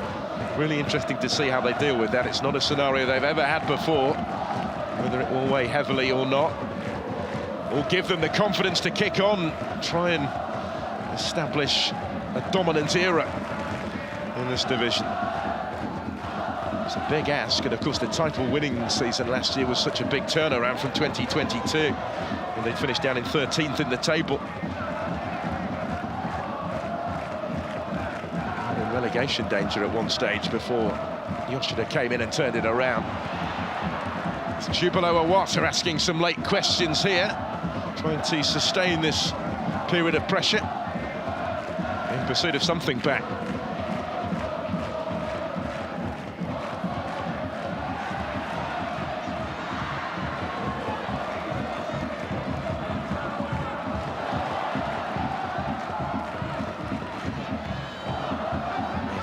Intent is admirable. Is there going to be anything at the end of it, though? Kaneko certainly wasn't giving it up. So Kobe just being pushed back at this stage.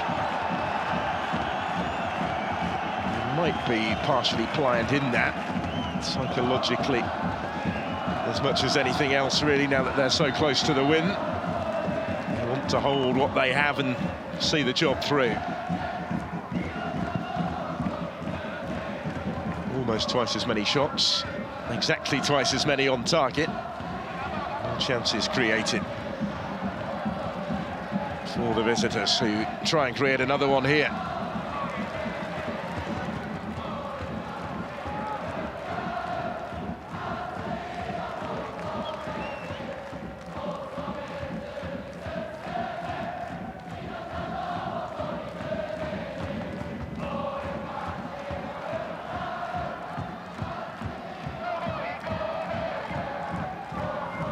Certainly getting into more advanced areas more frequently. Jubilo Iwata, the longer the game has gone on. Here's MEIJI with the cross. Cleared the head of Matheus Peixoto. The intention, I think, was to try and return it to the Brazilian there. Didn't quite work out that way. But still work for Vissel Kobe to do to protect their clean sheet today. They want to start with a shutout.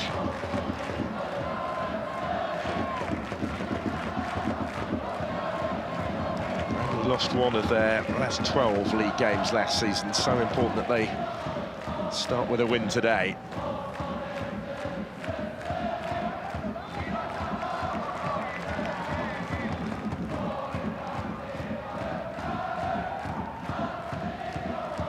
Was just briefly, I think, again in consultation with the VAR there, but sent to let play resume.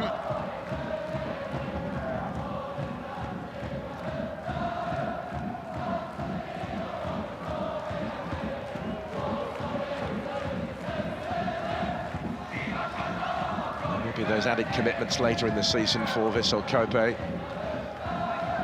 The Champions League elite competition that they've qualified directly for.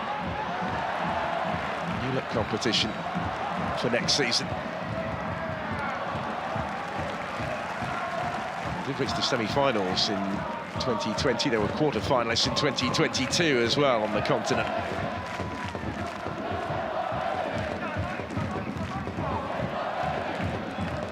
To aim for again in the middle. It was a deeper delivery though, and it's just clutched under his crossbar by Maikawa.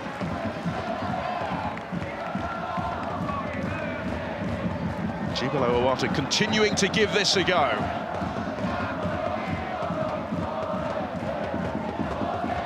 Determined to have something to show for their opening day efforts.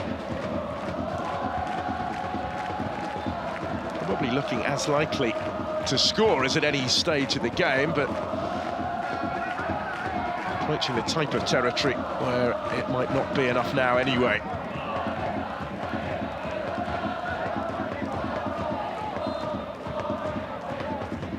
Flashes a promise certainly from MEIJI that he's going to be a big player for them again this year, back in J1. There will be some positives from this performance that they can take.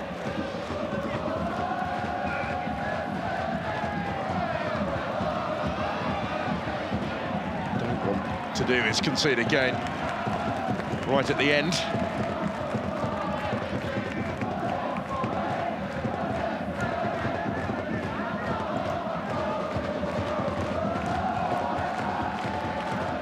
It would be harder, I think, to take any consolation from the positives, were they, to concede again. Doesn't get too much easier for them initially. They've got a trip to Kawasaki Frontale.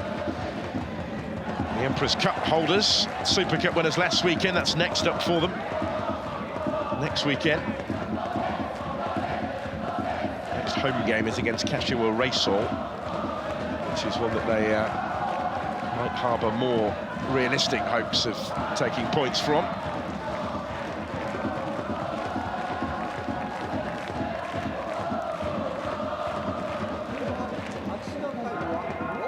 Reysol, who Vissel Kobe host next weekend, week today.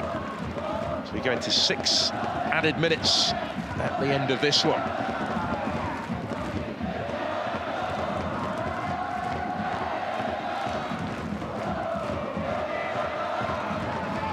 Jean-Patrick.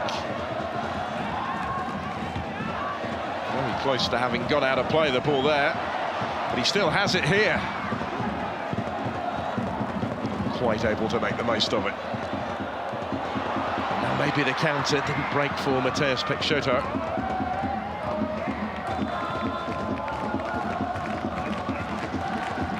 Not quite got close enough today, Jubilo Iwata. It will be tougher tests to come in defence of Vissel's title, but this has been a very solid start from them.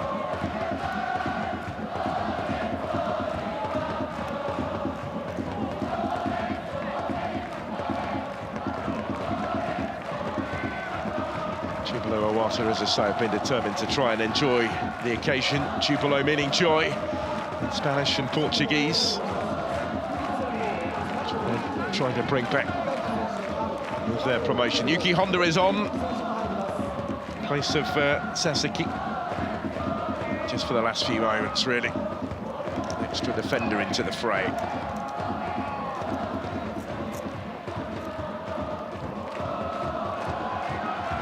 Jubilo following forward once more. It's been a familiar theme of late. So too, though, is the fact that nothing has materialised from those forays. Down goes Miyashiro, yellow card is out. And it's taken until 92 minutes into the game for the card to come out from referee Kawamata.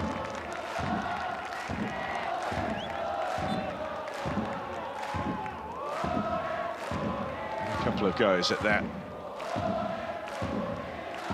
Did Ito, he's the one into the book.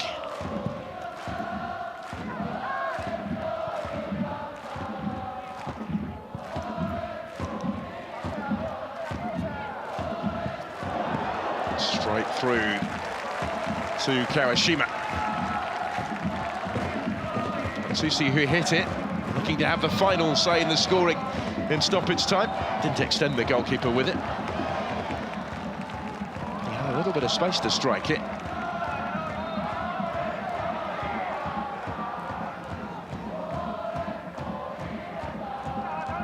The third might just flatter them a little.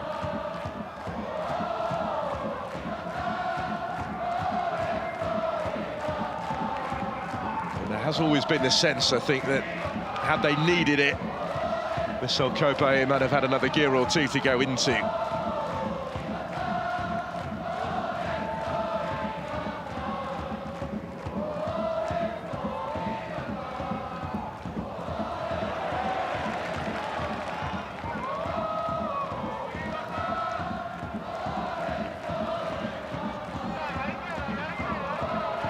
Uehara. Wider for Matsubara. Slipped under the boot of Ricardo Grazza. Sit back from Ito and will launch it long this time. Trying to switch things up a bit. Mateus Peixoto's presence up there does give them that option. It's been a fairly frustrating half for him since his introduction at the break. Big part of the game plan for Jubilo Iwata, but it just hasn't quite fallen his way, really.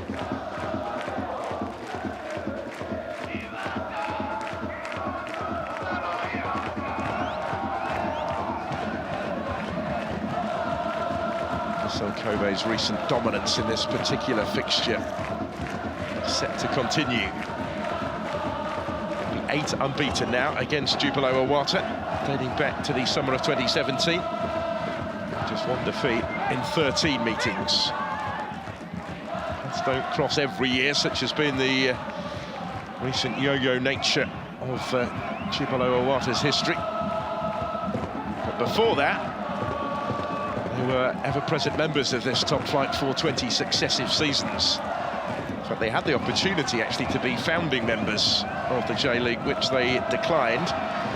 Promoted the following season instead. Under pressure again here, though. And 1 or 2 appeals in the referee's direction. Kawamata unmoved as he lets it go on. We do advance into the last of the 6 added minutes.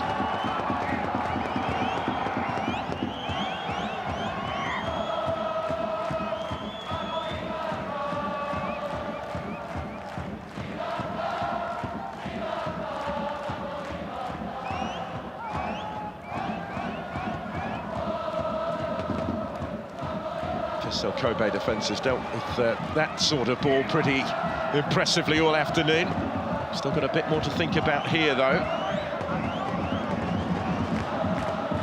Be an irritant, certainly, for them, were they to concede right at the end, even if it is now probably too late to affect the outcome. The job is surely done. It's been impressively done, for the most part, by Vissel Kobe today. Plenty of teams fancying their chances of taking their title. But They have made something of a statement at the start of the season with a comfortable opening to their campaign. Vissel Kobe, the champions, up and running with goals early in each half. Saseki's strike just a couple of minutes into this second period effectively really settled the issue after they'd gone in front early in the game thanks to Koya Yoruki's goal. Vissel Kobe kept the home side at arm's length in between and saw it through with something to spare in the end. Jubilo Iwata beaten on their top flight return. Didn't create too much really in the second half, certainly after that second goal went in. A comeback looked a long shot. Some passages of play that they will take positives from. It was always going to be a tough reintroduction to the top flight against the champions. It has ended in defeat for the hosts here. Full time at Yamaha Stadium. Jubilo Iwata 0, Vissel Kobe 2. Just what the champions would have hoped for, really. Victory without too much by way of alarm. Might have been more, but they've opened the campaign with the clean sheet. And goals from Yoruki and from Sasaki. Last season's top scorer not amongst them. Here, Osako had his chances as well today. Really well-taken goal from Sasaki early in the second period that ultimately proved decisive. Just a lesson, really, for Jubilo Iwata as to the levels that they need to try and reach now that they're back in J1 again.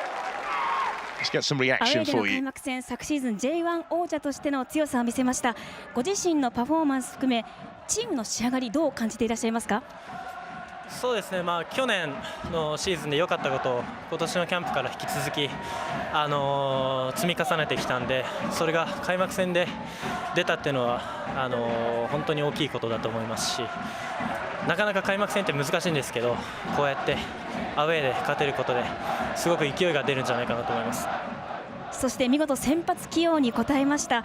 難しいところからの技ありシュートで